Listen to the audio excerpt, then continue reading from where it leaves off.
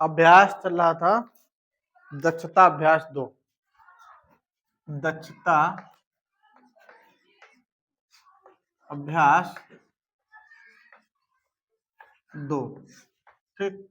और दक्षता अभ्यास 2 में हमने 8 नंबर तक जो प्रश्न थे बता दिए थे। दक्षता अभ्यास 2 में 8 नंबर तक के क्वेश्चन हो गए थे। 9वां नंबर देखिए जरा। 9वां नंबर लिखा है -4, ठीक, -4 की घात लिखा है 4 और कह रहा है इसका गुणात्मक प्रतिलोम। क्या बताना है? गुणात्मक प्रतिलोम। हमने बताया था गुणात्मक प्रतिलोम जब भी कहा जाता है तो गुणात्मक प्रतिलोम का मतलब क्या होता है? उल्टा, व्युत्क्रम, ठीक।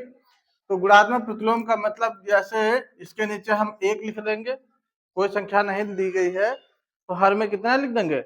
1। और जब 1 लिख दिया जाएगा तो गुणात्मक प्रतिलोम निकाला जाएगा। तो गुणात्मक प्रतिलोम में करते क्या है? संख्या पलट जाती है। पलट जाने का मतलब जो संख्या हर में है वो अंश में चली जाएगी और जो अंश में है वो हर में चली जाएगी। तो इसका उत्तर क्या आ जाएगा? 1/-4 की घात 4। या फिर हम इसको ये भी लिख सकते हैं -4, ठीक। ये -4 नीचे से ऊपर ले जाएंगे, इसको कहा? नीचे से ऊपर।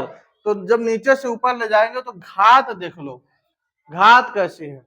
घात यदि प्लस की है तो माइनस की हो जाएगी और यदि माइनस की है तो प्लस की हो जाएगी। तो इसका उत्तर क्या आ जाएगा? -4 की घात -4, ठीक। ये क्वेश्चन नंबर 9 का उत्तर आ जाएगा, ठीक। अगला क्वेश्चन देखो, 10वां है। 10वां नंबर दिया है, कह रहा है कि पृथ्वी से चंद्रमा की औसत दूरी। किसकी किसकी दूरी बोली गई है? पृथ्वी से चंद्रमा, चंद्रमा की औसत दूरी। औसत मतलब यहाँ पे कह सकते हैं लगभग जो दूरी दी गई है वो कितनी दी गई है? 38440 कितने हैं? 5, ठीक। और ये मीटर में। अगर हम इसको इकाई दहाई में पढ़ना चाहें तो इकाई दहाई में पढ़ो। ये इकाई, दहाई, सैकड़ा, हजार, 10,000, लाख, 10 लाख, करोड़, 10 करोड़, है ना? 38 करोड़ 44, ठीक, लाख मीटर। अब इसे हमें लिखना है किस रूप में? कहा गया है वैज्ञानिक संकेतन के रूप में इसे लिखिए। किस रूप में लिखना है? वैज्ञानिक संकेतन में। वैज्ञानिक संकेतन में हमने बताया था वैज्ञानिक संकेतन लिखने के लिए कहा जाए या मानक रूप लिखने के लिए कहा जाए, दोनों का लिखने का हमने तरीका बताया था। क्या बताया था? दशमलव हम इसमें देखेंगे कहां पर लगा है। तो दशमलव इसमें कहां पर लगा है? कहीं लगा है? कहीं नहीं लगा है। तो जब कहीं नहीं लगा होगा तो हम कहां मान लेंगे? सबसे लास्ट में। तो सबसे लास्ट में यानी यहां पर हम दशमलव मान लेंगे। और जब सबसे लास्ट में दशमलव मानते हैं तो इसको लाते कहां पर? कहां पर होना चाहिए? मानक रूप में लिखते समय 1 अंक बाद होना चाहिए, यानी ये दशमलव यहां से आना चाहिए यहां पर, ठीक। तो लिख दो भाई इसको। तो ये आ जाएगा कितना? 3.844 गुणे। अब देखो जीरो के आगे अगर कोई अंक होता लिखते, लेकिन सब जीरो ही जीरो आ रहे हैं तो जहां तक अंक होंगे वो लिख लेंगे, जीरो छोड़ देंगे, ठीक। अब कितने अंक दशमलव आगे गया है? कितने अंक गया? तो 1 2 3 4 5 6 7 8। तो ये आ जाएगा 10 की घात 8। और ये मीटर है तो यहाँ मीटर लिख देंगे, ठीक।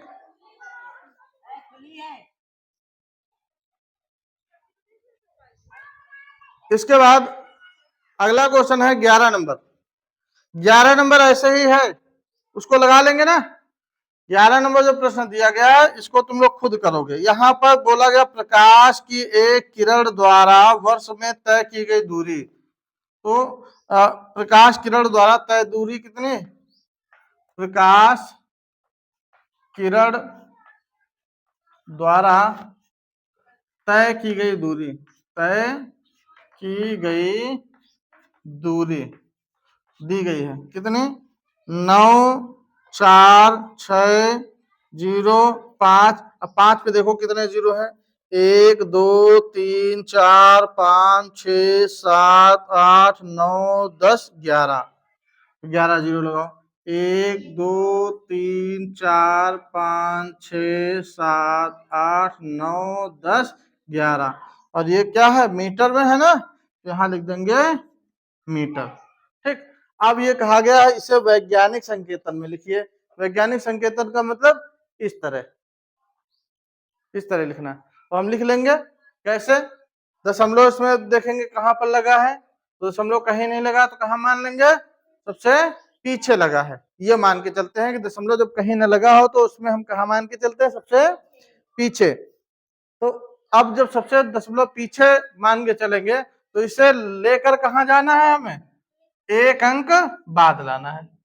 ठीक, एक अंक बाद। तो यहां से उठा के यहाँ पर दशमलव को लाएंगे। तो जब लाएंगे तो लिखेंगे क्या? 9.4605 और गुणे 10 की घात। जितने अंक दशमलव आगे जाएगा उतनी ही हम 10 की घात कर देंगे। ठीक, ये हमारा था 10वां को 11वां क्वेश्चन था ना। इसी तरह से अब 12वां थोड़ा देखो। 12वां हम बता रहे हैं। 13वां जो क्वेश्चन है कह रहा 1 ग्राम दही में 10 है ना लाख जीवाणु यानी बैक्टीरिया होते हैं। चलो अच्छा 12 देख लो पहले, फिर 13 बताए। दिया है कह रहा 2 की घात 38 गुणे 5 की घात 32 का मान बताइए, है ना, मान ज्ञात करना है। और ये भी कहा गया है तथा बताइए इसमें कुल कितने अंक हैं। ठीक, यानी इसका मान निकालना है और मान निकालने के बाद ये भी बताना है इसमें कुल अंक कितने हैं। तो देखो यहां पर हम क्या देख रहे हैं, यहां पर ना तो घाते बराबर है और ना ही आधार बराबर है।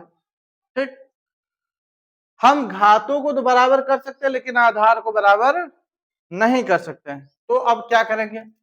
2 की घात जो 38 लिखा है तो इसको हम 2 की घात 32 और प्लस 32 6 38 होता है, ये लिख सकते हैं। 2 की घात 32 और प्लस 6 और ये गुणा में 5 की घात 32, या इसको और हम तोड़ सकते हैं 2 की घात 32 और गुणे 2 की घात 6। इसी को अलग हमने एक यहां से और तोड़ दिया। ठीक, क्योंकि हमें पता है कि गुणा में घातें जुड़ती हैं आधार जब बराबर हो। तो आधार को एक बार लिख लेंगे और आपस में घातों को जोड़ देंगे, यानी 32 और प्लस 6 जुड़ जाएगा तो 38 हो जाएगा ना। तो इसलिए हमने जब अगर हम जोड़ सकते हैं तो उसको तोड़ भी सकते हैं, तो हमने भाई तोड़ दिया। यहां से ये जो 2 था मतलब 6, इसको 2 के आधार पे हमने लिख दिया। फिर गुणा में 5 की घात 32, इस 6 को आगे लिख दो, 2 की घात 6 गुणे 2 की घात 32 फिर गुणे 5 की घात 32। अब हमने बताया था एक फार्मूला क्या कि a की घात यम और गुणे b की घात यदि यम लिखा हो, है ना, यानी आधार अलग अलग हो और घातें एक हो, एक जैसी हो, तो हम क्या कर सकते हैं? आधारों का आपस में गुणा करा के घातों को एक बार लिख देते हैं। ये बताया था, तो वही यहां पर भी हम कर देंगे। क्या? 2 की घात 6 का गुणा करा लो, तो 2 की घात 6 मतलब 2 की घात 6 मतलब हम इसको 6 बार लिखेंगे। ठीक, 2 गुणे 2 गुणे 2 गुणे 2, तो हल करेंगे ये आ जाएगा 64। देखो 2 का 2 से गुणा 2 दूना 4, फिर 4 का 2 से गुणा 8, फिर 8 का 2 से गुणा 16, फिर 16 का 2 से गुणा 32, 32 का 2 से गुणा 64। ठीक, तो ये 2 की घात 6 का मतलब आ जाएगा 64 गुणे। अब इसको हम क्या लिख सकते हैं?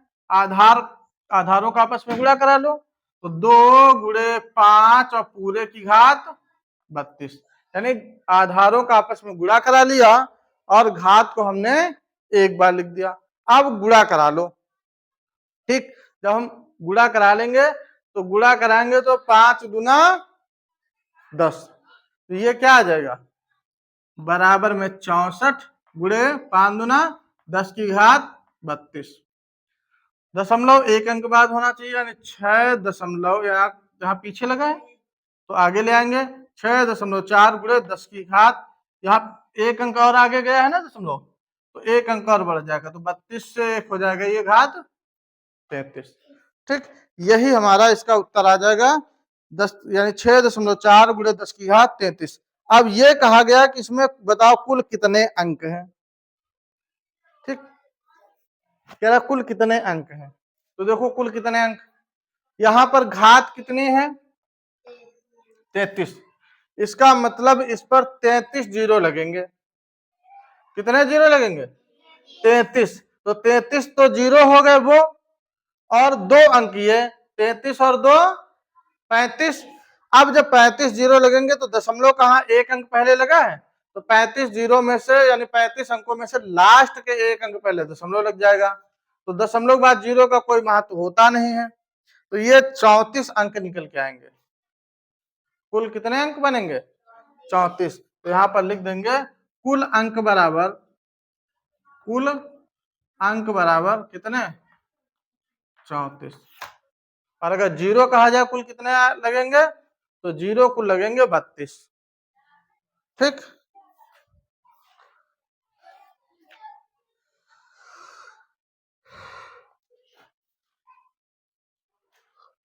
अब अगला 13 नंबर क्वेश्चन देखो इसका। 13 नंबर क्वेश्चन बोला गया है, कह रहा 1 ग्राम दही में, यहाँ 13 नंबर यहाँ लगा रहे हैं। ठीक, 1 ग्राम दही, 1 ग्राम दही में जीवाणु कितने हैं, में जीवाणु बराबर कितने दिए हैं 10 पर 5 जीरो। ठीक, कितने जीवाणु दिए गए।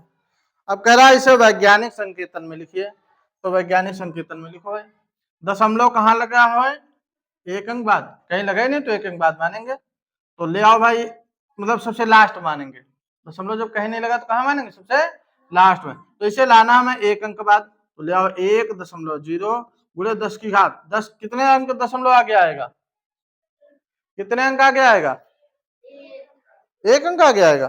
देखो पीछे से गिनो, 1 2 3 4 5 6, तो 10 की घात 6 उत्तर आ जाएगा। ठीक, 14 नंबर क्वेश्चन और 15 नंबर क्वेश्चन। 14 नंबर क्वेश्चन देखो बोला गया है कि एक गांव के एक स्कूल में स्वच्छता दिवस पर बच्चों से हाथ धोने का अभ्यास कराया गया। प्रत्येक बच्चा हाथ धोने में 2 मिनट का समय लगाता है, यानी एक स्कूल में हाथ धोने, हाथ धुलाई दिवस मनाया गया, स्वच्छता दिवस। ठीक, उसमें जैसे यहाँ पर जितने बच्चे हैं सबको अगर नल पे हाथ धोने के लिए भेजा जाए, तो ये कहा जा रहा कुल कितना समय लगेगा, कि यदि जब एक बच्चा हाथ धोने में 2 मिनट का समय लगा रहा हो। ठीक, बच्चा हाथ धोने में समय कितना लगा रहा, हाथ धोने में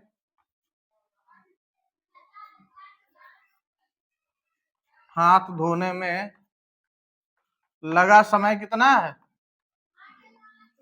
2 मिनट का, यानी 2 मिनट समय लग रहा है। तो बच्चों की कुल कितनी संख्या है, कुल बच्चे हैं कितने 64। तो कह रहा है कुल कितना समय लगेगा बताइए, अगर बारी बारी से सबको बुलाया जाए तो कुल लगा समय कितना होगा। ठीक, कुल लगा समय, तो कुल लगा समय कितना होगा, एक बच्चा समय लगा रहा 2 मिनट का, कुल बच्चे हैं 64, तो गुणा करा लो, तो यह आ जाएगा कितना 128। 128 के अगर गुणनखंड करेंगे तो 207, 2 की घात 7 मिनट आ जाएगा। कितना आ जाएगा 128 के गुणनखंड करो, तो जब 128 के गुणनखंड करेंगे तो 7 गुणनखंड बनेंगे 2 के। ठीक, ये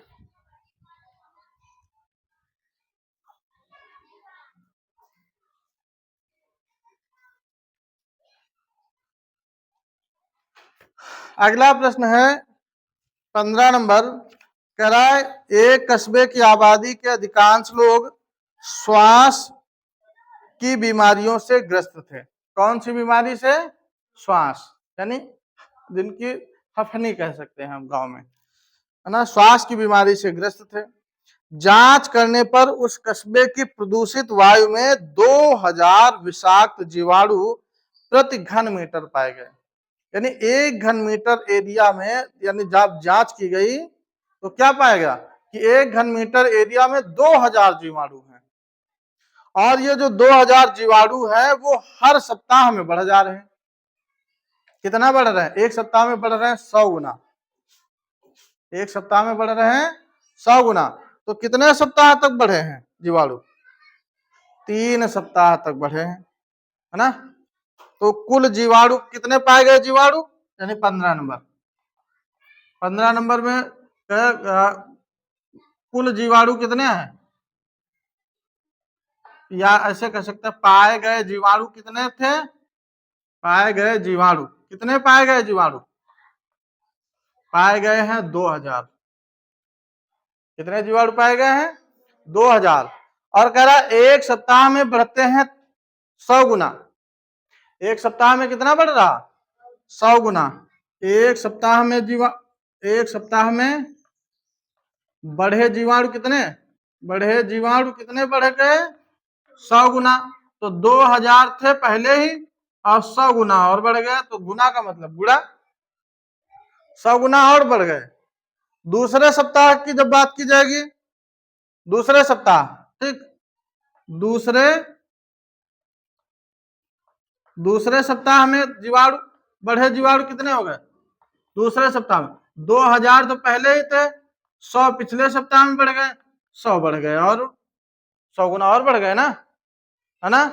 फिर तीसरे सप्ताह में, है ना, यहाँ तीसरे सप्ताह में, और जब तीसरे सप्ताह में जीवाणु बढ़े तो तीसरे सप्ताह में फिर 100 गुना और बढ़ गए। जितने थे जीवाणु उसमें से 100 गुना और बढ़ गए, है ना। तो सबका करा लो गुणा। तो जब सबका गुणा कराएंगे तो 2 पर कितने जीरो आ जाएंगे? यहाँ पे हम कर रहे हैं, बढ़े जीवाणु 2 पर आ जाएंगे, कुल 9 जीरो। कितने जीरो बढ़ जाएंगे? 9। तो ये आ जाएगा कितना? इसको वैज्ञानिक संकेतन में लिखना है, तो आ जाएगा 2.0 गुणे 10 की घात 10। कितने अंक आगे आएगा? 9 अंक आगे जाएगा।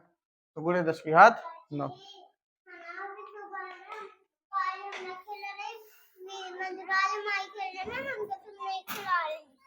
चलो खेलो जाके। इसको भी खिला लो। और ये बड़के गए वहां घुस के बैठ। अरे